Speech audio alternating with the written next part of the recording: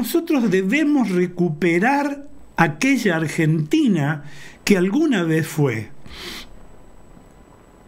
Ese es nuestro mandato y ese será el legado para las nuevas y para las futuras generaciones también, las que aún no existen, las que aún no están.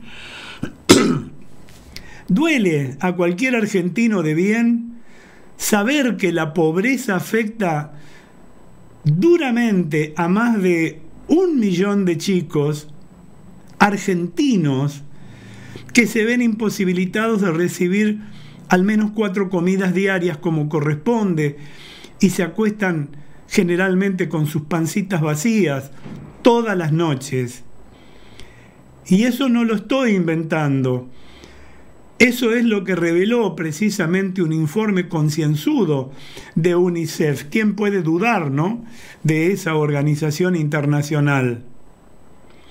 Pero nuestra fue la responsabilidad a través de tantas generaciones, y un poco por desidia, otro poco por confiar en exceso, y por oír los cantos de sirenas, de relatos mentirosos en eternas cadenas nacionales y consignas repetidas por todos los medios.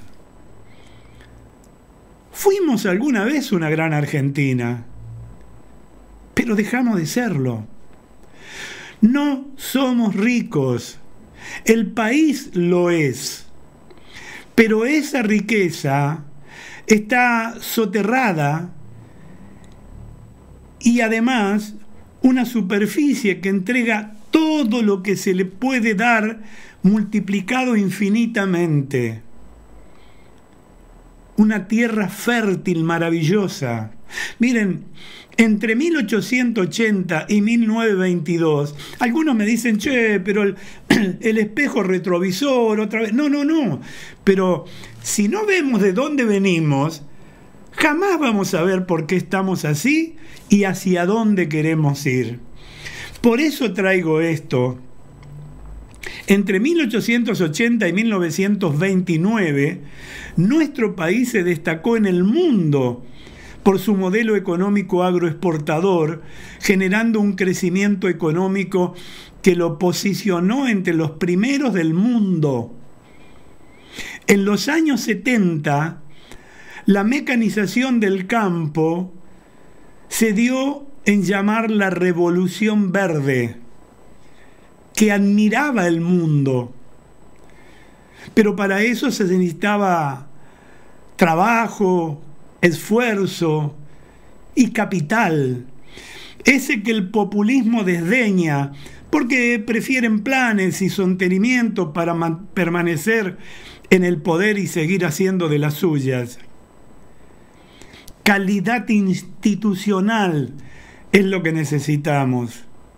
En primer término, para aprender el camino de alguna manera que nos lleve hacia esa Argentina de grandeza, y también emprender el camino que está lleno de obstáculos, pero que es imperioso encarar para recuperar nuestra posición y rango en el mundo.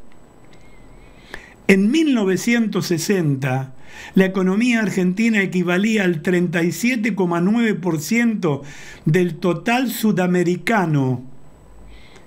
Nos seguía el Brasil con el 26,4%. ¿Y saben qué? Sorpresa, el tercero era Venezuela con el 12,1%. Chile tenía una participación del 6,4%, seguido por Colombia con el 6,2%. Ya había un retroceso con relación a 1940, cuando la Argentina contaba con una economía que era la mitad del tamaño de los países del subcontinente. Para esa disminución se dieron 2 factores.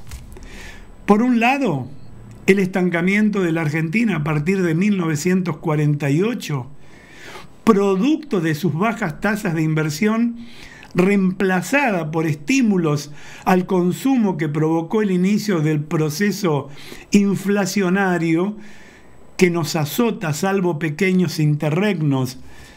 Bueno, el más largo fue el de la convertibilidad, pero también a raíz de los errores de política exterior como apostar a un comercio internacional estancado, no ingresar al Plan Marshall o haber adquirido los ferrocarriles de capital inglés en vez de utilizar las libras de la deuda del Reino Unido con nosotros en bienes de capital como lo hizo con sus acreencias, por ejemplo, la India, recién independizada. Y a su vez, Brasil había iniciado un proceso de recuperación de su economía muy intenso. La economía de nuestro vecino cuadruplicaba la nuestra en los años de la guerra de la Triple Alianza. Y a partir de ese conflicto, inicia un largo ciclo de estancamiento que se prolonga con la caída de la Casa Imperial y las primeras décadas de la República, mientras en la Argentina tenía lugar el mayor ciclo de crecimiento de la historia nacional y comparable a otros procesos, en particular entre 1893 y 1913. Ya aquí, muy cerca, en 1970, a pesar que nuestro país tiene una etapa interesante de expansión entre 1963 y 1974, Brasil crece a tasas muy altas y nos alcanza. Al ser menos, nos quedaba el consuelo de que nuestro PBI, al ser menos habitante, a eso me refiero, nos consolábamos con que nuestro PBI por habitante era muy superior al brasileño, pero claro, éramos un puñadito apenas. A mediados de los 90, la economía argentina era poco menos del 70% de la brasileña. Pero en este siglo, las diferencias son enormes. Hoy el Brasil ocupa el lugar de la Argentina en 1940. Su PBI representa el 50% del total sudamericano y nosotros hemos retrocedido de tal manera que ahora solo participamos con el 15,5%, según datos recogidos en 2022. Miren, el derrumbe de Venezuela es estrepitoso. Del 12,1% de 1960 ha pasado, gracias al chavismo y sus dislates mixturados con mafia, al 1,3%. Eso que defendían los Kirchner. Una décima más que Bolivia y Paraguay, que duplicaron su participación. Mientras Chile pasó del 6,4 al 8,7%, Perú del 4 al 6,8% y Colombia del 6,7 al 9,7%. Todos crecieron. Es probable que aunque no hubiéramos tenido el ciclo de estancamiento ocurrido entre 1948 y 1963, y lo sucedido entre 1974 a la actualidad, en el que llevamos 13 años sin crecimientos de la economía. Mientras crece la población, no hubiéramos mantenido ese porcentaje del 50% de la economía sudamericana. Es que los demás, incluso Brasil, estaban muy rezagados y era natural que fueran recuperando posiciones.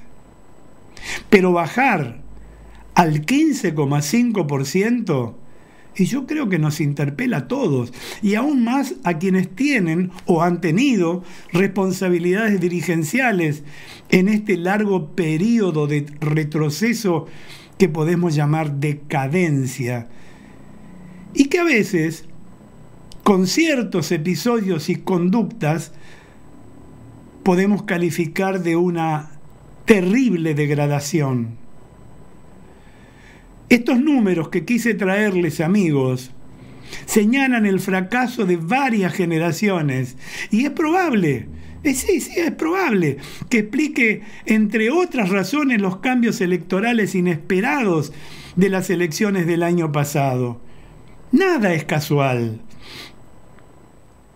En esta larga etapa de estancamiento económico y empobrecimiento de grandes capas de la población, no se puede dejar de señalar que a errores de política económica, mala lectura de la situación del mundo, políticas exteriores equivocadas, debemos recordar el deterioro institucional que hemos y estamos padeciendo.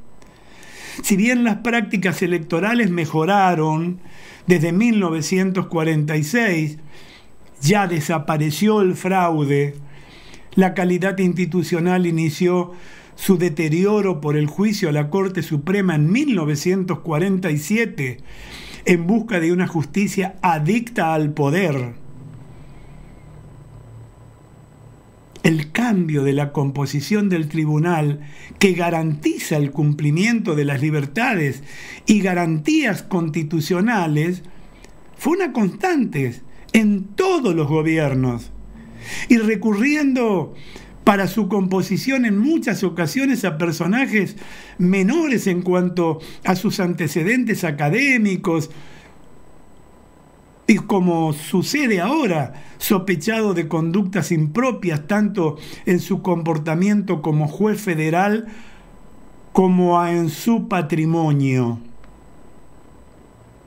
Hubo mucho autoritarismo, dictaduras, redentores, salvadores de la patria, hegemonismo, proscripciones y derramamiento de sangre desde los 40.